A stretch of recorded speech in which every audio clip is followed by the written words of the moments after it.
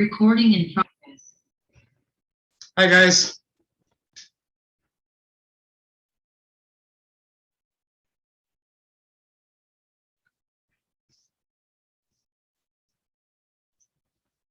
Very good. So welcome to this session. We didn't have a session on Tuesday, again, because I had a prior engagement. At the end, honestly, I was, since the announcement was made, I couldn't really make adjustments in the last minute because I was available at that time. Anyway, I posted a recording for you guys for those problems from the homework set. And I also changed the homework assignment due date so that you guys can go and correct what needs to be corrected if in case you think that what you submitted is not complete or if it's not correct. So please make those corrections as soon as possible. We don't have any more basically exams. I mean, we just did midterm 2. So the next midterm is going to be way after Thanksgiving. So we still have content that is dealing with the finishing the sun. And then today we're going to start looking at the stars. Actually, we're going to look at the nearby stars using the triangulation method, basically using the parallax method. And after that, we're going to come up with better methods because this is not going to be enough for looking at faraway stars. So we're going to use other techniques such as, for example, the luminosity of the stars versus their brightness. That's going to be a powerful technique for the further away stars. And that's not going to be enough actually for even further objects like galaxies that are far away, because we don't have any way of basically determining the, yes, Susan, you can do that. So basically, the point being is that for the galaxies, we will have to come up with different techniques. One of them is the Cepheids, which is a type of stars that are used because we know their pulsations. So basically, based on that, depending on how the pulsations change they depend on distance. So we're going to determine a method also of determining those galaxies and basically build our way all the way to how big the universe is using these techniques. So today we're going to be exposed to one of these techniques, but that technique would work only for the nearby stars. It's not going to work out for faraway stars, even within the galaxy, even within our own galaxy. So this is basically in a nutshell what's going on. For those sitting in the lab today, the lab is kind of long. So hopefully you guys will be on time, and then it's going to be not even finished. We're going to finish the lab actually in next week. So it's divided into 2 because of the fact that it's extremely long. Even today itself, the first day is going to be long. I'm hoping the second day will be a little bit short because it's all calculations. For those who are not sitting in the lab, ignore what I was just talking about because you're not in that class. Anyway, so let me share with you the screen. Share unit 53. So unit 53 still deals with the sun, actually. Talks about the solar features and basically activity of the sun. It's mainly due to the magnetic field that is on the sun. Why magnetic field on the sun? Well, in a nutshell, the sun is in a plasma state, meaning that gases are ionized. When I say gases, I really mean 2. For the most part, it's only 1, really. Hydrogen gas. That's what the sun is. For the vast majority, it's hydrogen and a little bit of helium here and there, but that's basically in a nutshell what the sun is. So it's a huge ball of gas that is in an ionized state. So there are charges, and the sun spins around its own axis. But because it's in a gas state, the North Pole and the South Pole of the sun will move extremely slow compared to the equator region of the sun. Now, charges in motion, that equates to magnetic fields. Magnetic fields are twisting around at different rates. Those near the equator are moving faster than those near the northern hemisphere.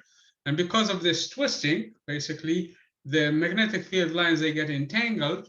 And when they do, they snap. And when they do snap, they create basically flares and sometimes even far more dangerous stuff like CMEs, coronal mass ejections, which are extremely dangerous because if we happen to be in their path, they could be really devastating to Earth. So that's in a nutshell what's going on in the sun. And the sunspots that represent the activity on the sun is where the magnetic fields basically are either emanating from or coming or terminating to because of the fact that you have a lot of magnetic field basically entangled in those regions, and that create those snaps, those abrupt basically emergence of energy, a release of energy that is usually, sometimes it's in the millions of degrees Kelvin, that is emitted, millions Kelvin, not degrees, okay? Extremely hot basically ejections, and that releases tremendous amount of energy from the core of the sun, which leads that region to be cooler. And since it's cooler by as much as 2000 Kelvin difference, it appears darker than the rest of the sun. And those are the sunspots. The activities on the sunspots are telltale sign that something big is going to be probably emerging from the sun coming toward the earth. So this is in a nutshell what this unit is all about, okay? Again, they were discovered, the sunspots, they were discovered by the first time by Mr. Galileo. He actually believed when he saw them that they are some sort of a clouds that are, and that's the shadow of the clouds on the sun. But of course, that's not true, okay? Now we know, we have actually different ways of knowing these things, that they're actually huge regions of magnetic fields. And what is known as a Zeeman effect, the Zeeman effect, if you look at the, remember we've been talking about spectral lines and analyzing the spectra and all of that thing. That is, under normal circumstances, those are finite lines. Basically, when the material is not under a magnetic field, the lines are exactly well defined in the spectrum. So there are, for example, if you take the case of the hydrogen, there are 4 lines of the hydrogen that are well defined. But in the presence of the magnetic field, those jumps from one state to the other state to represent that specific line in the spectral line is actually it becomes degenerate. It becomes more than one level. Okay, it becomes at least 2 levels. Because remember, I know you didn't take chemistry. There is a property of the electrons called the spin. So the spin actually now is split. So the spin up and the spin down, they will have different properties. And now those field lines, they find themselves basically split, in addition to the zero value. So this is called the Zeeman effect. That's how we knew that actually there is a magnetic field and a strong magnetic field on the surface of the sun. When they looked at the spectral lines, for the hydrogen, for example, or any element for that matter, near those dark zones. So when you analyze the light that is coming from the sun around that point, you will see that they are not finite lines. So you have to go with the more resolution in your analysis, and you will see that line itself is split into several lines, and that splitting is due to the magnetic field. This is known as a Zeeman effect. And actually, that is due to something called the superfine structure, or the fine structure, that is. And the fine structure has to do with how the charge, in this case of the electron, and the spin of the electron is interacting with the nucleus of the atom in this case. So the point being in here is the only reason why you see a splitting in the lines is because there is strong magnetic field. So that's how we knew for a fact that these regions have strong magnetic fields in their and the entire sun actually has a lot of field lines going all around, but on those dark spots, that's where the field lines are converging to, okay?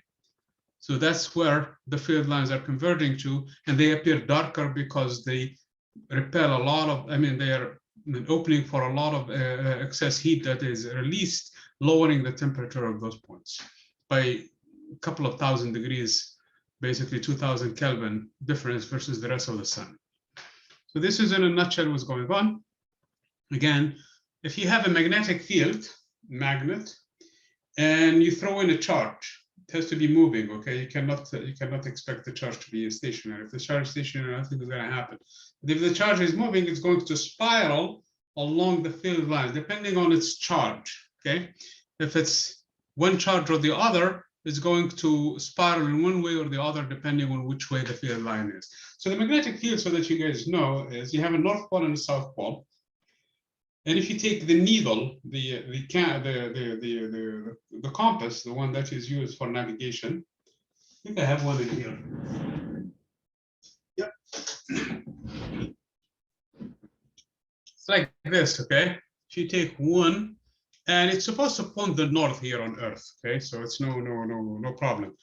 But The reason why it's pointing to the north is because it's following the field line, the magnetic field line. If you take another magnet in presence of this one, and you used to have magnets in here, but I don't know what I have one actually in here.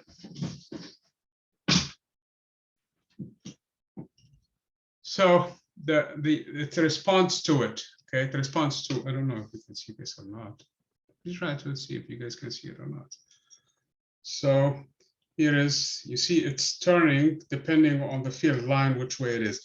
This magnet is a very weak magnet. Okay, we're not talking about the magnetic field of anything in here. Even that of the Earth is super weak, but on the sun is strong magnetic fields.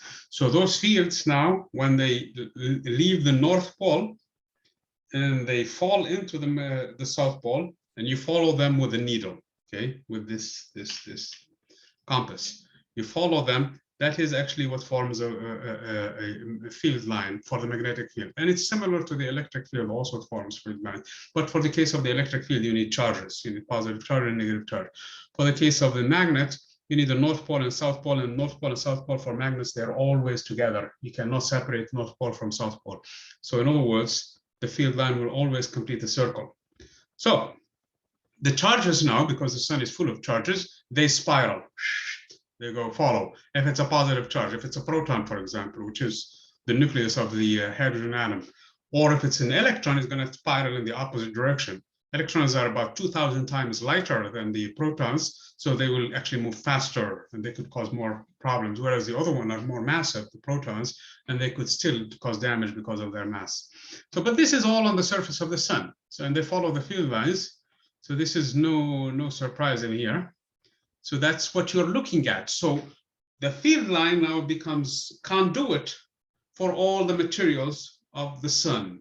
And that is where you see those emanations coming from the sun. That's actually, if there is a solar eclipse and you go and look at the sun with the sun is blocked for you in this case by the moon, and you will see the corona of the sun. And if you have a powerful enough telescope, you will see actually the ejections that are coming off of the sun. But most of the times they leave and come back, and that's really not a big problem.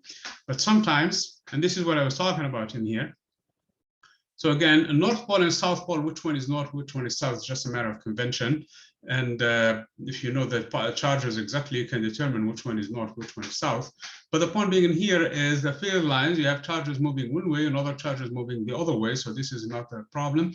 The energy is released from here. And once it's released from underneath the core, remember the surface temperature of the sun is about 6,500, about 5,800 Kelvin, about 6,000 Kelvin. So it's on average, it's the same. But this points in here, there is so much heat, so much energy is coming out that this region becomes so hot. In doing so, what is left behind becomes colder because you take energy from it. Colder with respect to the rest of the sun is still about 3,000 Kelvin or so. So it's still not cool enough for anything to be on it. And that's what makes them appear darker, because they're cooler than the rest of the sun, okay? Because they're points of release for energy. Obviously, this is most of the time what's going on between the sun. These field lines, for the most part, basically are everywhere in the sun. And they form and snap everywhere. So it's not like a north complete distinct from the south. They're all everywhere. And the sun is spinning, rotating, and it rotates so fast that these field lines over time, they start entangled. And once they entangle, they snap. Whatever material is in there is released from the snap on. The others, they are forced still to go through the from north to south or south to north, depending on their charge. But the place where they snap, where they tie up, those things are released and they become free basically to go with the field line, because the field line now, they're not part of the trap where they are trapped inside the sun. So this is the model that we have for the sun. And that is actually how they look like, okay? So those are called prominences. Prominences are usually close by, and they are not that bad, actually. They are not that dangerous in a sense, although you can fit so many Earths between this region in here, between them. They are big, but they are not really that. But the place where they snap, that's where they form the CMEs, those things that are ejected. Those are the CMEs, or coronal mass ejections. Those are the ones that become more dangerous, because they can go to anywhere, like for example the Earth, and they can cause a lot of, because they're charged particles moving super fast.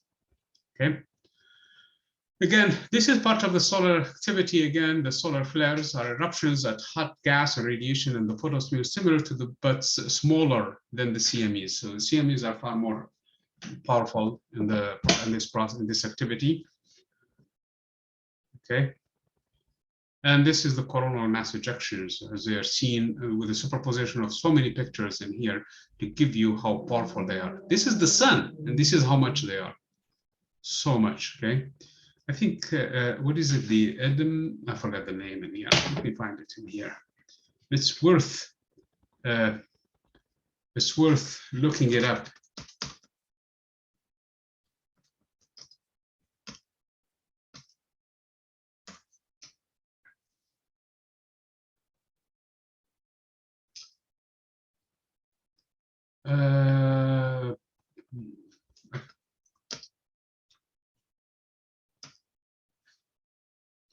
Okay, I don't have the exact name in here. I will share it with you guys because it could really, really cause a lot of problems on Earth in here. And we're expecting, we are going toward the time now with far more activity. I think in 24, 25. In about 2 years, 3 years from now, the sun actually will reach also another high point. This cycle repeats every 10 years, okay? It's a cyclic event that repeats every 10 years. And we go through a lot of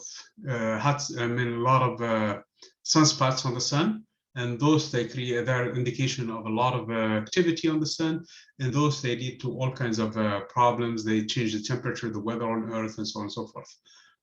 And we're headed toward the activity nowadays in a few years, in a couple of years. So it repeats every 10 years. Most of the time, there is no problem. Just like changes in temperature or weather phenomenon, but sometimes this could really lead to a lot of problems. One of the things that is immediately as a consequence of the CMEs, of course, is the aurora borealis and australis. That's because of the fact that those charged particles will ultimately reach the entire sphere surrounding the sun, and at some point they will reach the Earth.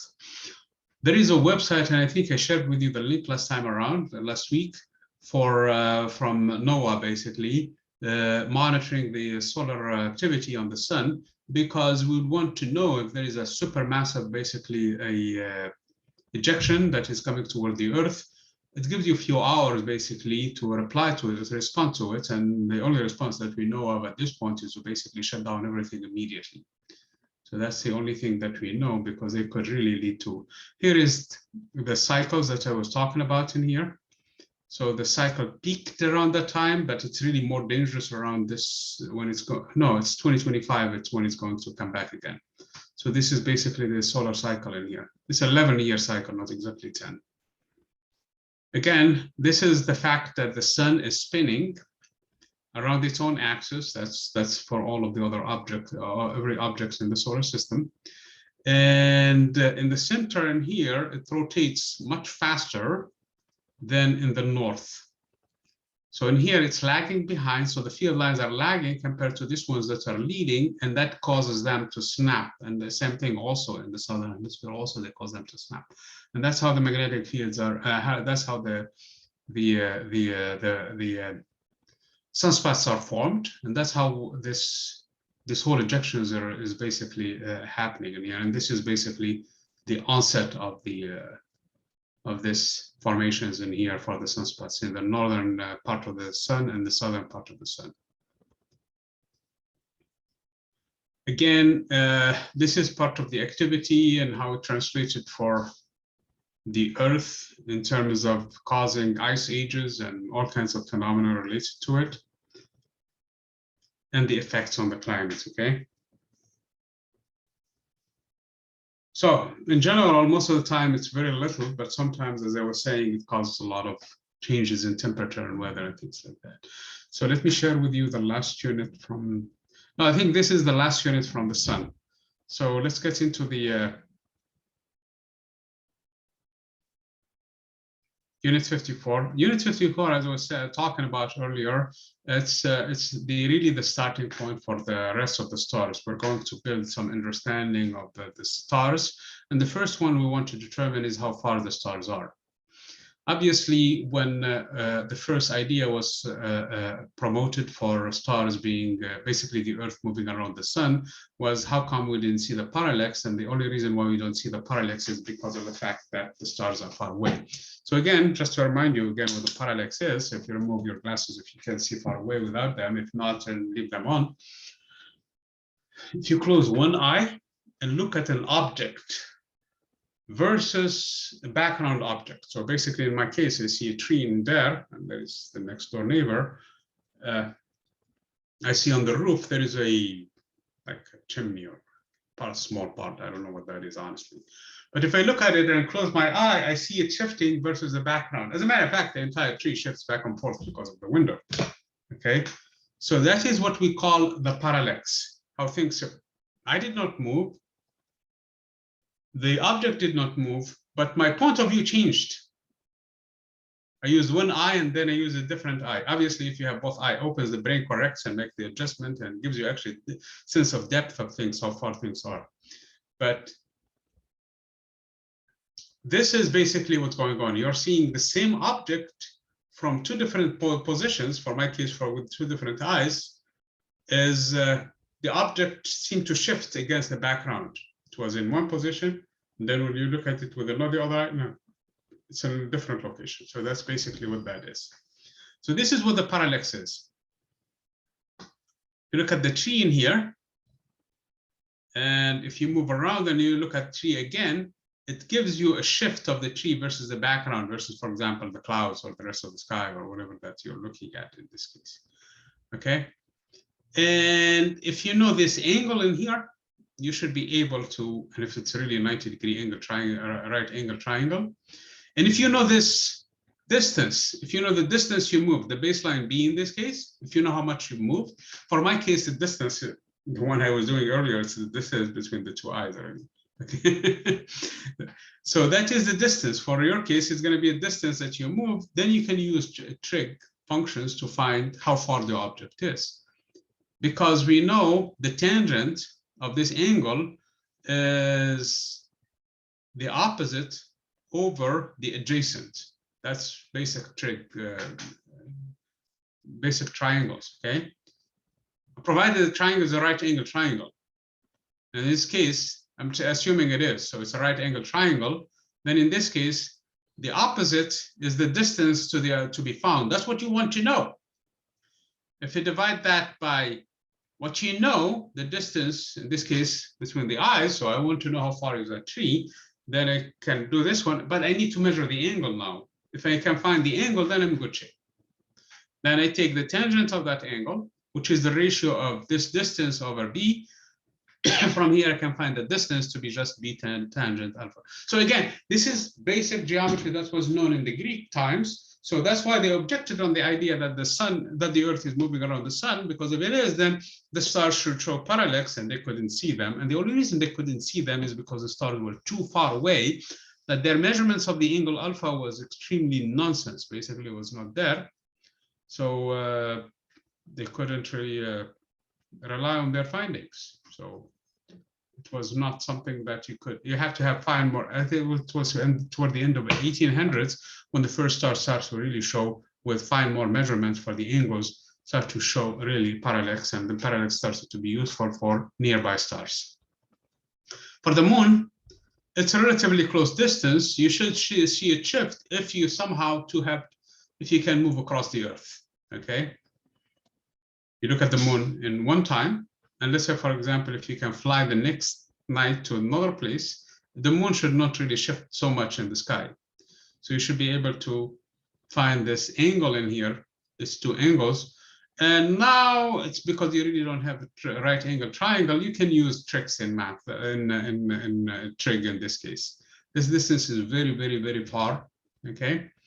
And this distance is very, very, very far from the moon. So practically these two measurements should be equal, okay, because these two distances are roughly the same. So this it becomes an what is that called? The triangle that has two sides equal. Since you know this distance and these two angles are known, so in this case you can find using the halfway distance, and that's going to give you also. So there is geometry involved. So don't worry about the details. The details are just basically details of geometry, but they're not too complicated, honestly, if one thinks about it, to find the actual distance, provided you can measure that one of those two angles, okay, which are going to be very, very close from each other, okay, because of the sheer sizes. The distance from the Earth to the Moon is 384,000 kilometers. And if you go cross distance from side to side, if you happen to be the entire distance from one end to the other end of the Earth, that's about 12,000, let's say 13,000 kilometers. That's nothing, okay, compared to 384,000 kilometers. But of course, you're not even going from end to end. You're not going from, you're just going barely this distance in here, which is about what, 8,000 kilometers? 8,000 kilometers versus 384,000 kilometers. So it's still a very good approximation. The details are not as important as the method itself, and the method will give you the answer, okay? We're going to give a little bit more formula because at some point we're going to have some homework assignments due to this thing in here. Another technique for the moon is to send a beam of light, okay? You send it, but it has to be fine, okay? So the laser beam has to be extremely, you have to have a precise measurements of time. So you send it, and it's going to bounce back off of the moon and come back. When it comes back, then the time it takes to go from here and back, that should be twice the distance between the Earth and the moon. Because half the time went to get to the moon and the other half came back from the moon. So twice the distance would be the speed of light, which we know, 300,000 kilometers per second, and the time. So this is a different technique of measuring the object, how far objects are nearby. Probably it's good for the planets, maybe good for Venus, maybe for nearby planets. It's good enough because you can send a beam and it's not gonna disperse. So it stays more or less collinear until it hits the planet and bounce back. So it's gonna come back, and then you're going to measure its the time it takes for it to travel back and forth.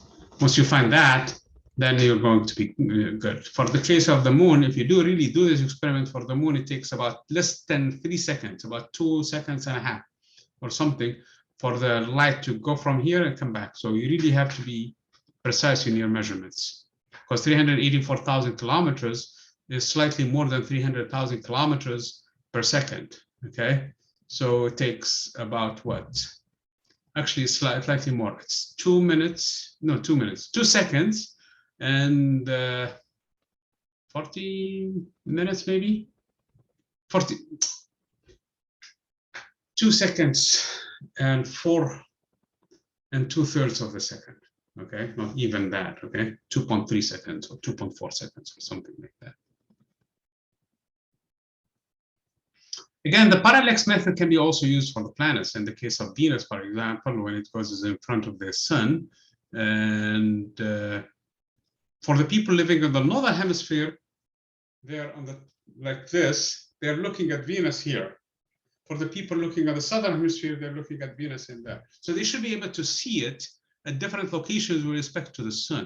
The people in the southern hemisphere will see it a little bit above. The people from the southern hemisphere will see it slightly below for the path of Venus when it goes in front of the sun. So this is, again, the parallax method is good for nearby objects such as the moon, such as for example Venus, but it's actually good now for a lot of planets. I mean, for a lot of suns. As a matter of fact, the Gaia project is used for trying to determine the nearby stars, how far they are from us using the parallax method. It's not useful for faraway objects. Okay. The basic math for it, again, is exactly what we described I think at some points. If you take the circumference of this entire circle, where the distance is the radius of that circle, and if you use the properties of the circle, whereas the entire circumference of the circle is 2 pi times the radius, which is in this case the distance from us to the object, okay, for the nearby star. So if you do that, then you're going to be able to find the distance. Well, this is 1 astronomical unit from the Earth to the sun, okay? That is 1 AU. And if you can somehow find the distance to the object in terms of arc seconds, which is how many this angle is.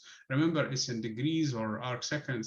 So from here, you're going to find the distance to the object using the method in here, after you convert, of course, what an arc second is in terms of degrees, because remember, 1 degree is 60 arc minutes, and 1 minute is 60 arc seconds. And you multiply that by 360 degrees, and you're going to find this conversion factor in here. And you use the 2 pi times distance, which is the entire circumference. The bottom line is 1 arc second basically is this much distance. It's 206,000 astronomical units.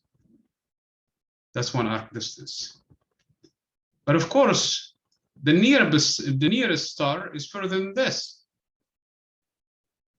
The nearest star is further than this much. So you need to have a device that is a little bit more sensitive than an arc second itself.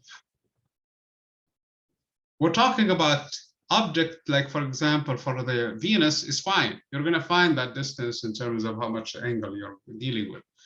But for a star, which is further than this distance, you really need a device that can measure less than an arc second.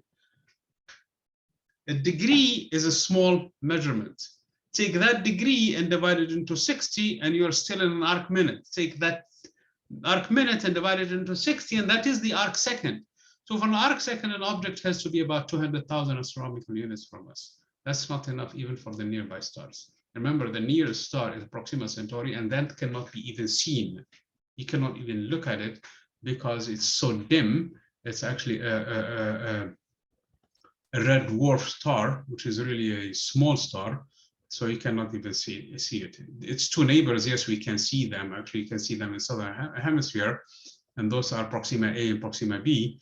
But they're the first stars you can see. Actually, for a long time, they were thought to be only 1 star because they were very close from each other. They were thinking it's only 1 star. Now we know that they're actually part of not just a binary, but a 3-system star, which is nearby, including the one we don't see, which is the closest of the 3. Again, now, using this method and having far more precise measurements, we were able to measure some of the nearby stars, okay? So this is in a nutshell, this unit, okay? And I really didn't want it to be too big, actually, because this method is only useful for the nearby stars. We're going to have better techniques down the road for other stars far away using light. And we're going to start actually at some point, I think next week or so, we're going to get into the HR diagram, which is going to be classification of the stars based on their luminosity, based on their size, based on their temperature. And that will give us basically a way to discuss from this point on the different kinds of stars and where they sit and so on and so forth. So I see you guys, some of you at least in the lab today, others, I will see you guys next week on Tuesday. Please watch for the announcements. I know at least one of you guys was present last time in the session, and when we really did not have a session because we said that we were not going to have it. So please watch the announcements before you dedicate time at the end, you waste your time. I really don't want you to do that. And I think there will be only one more homework assignment, I believe, and that's in terms of all of the homework assignments for this class. Sounds good?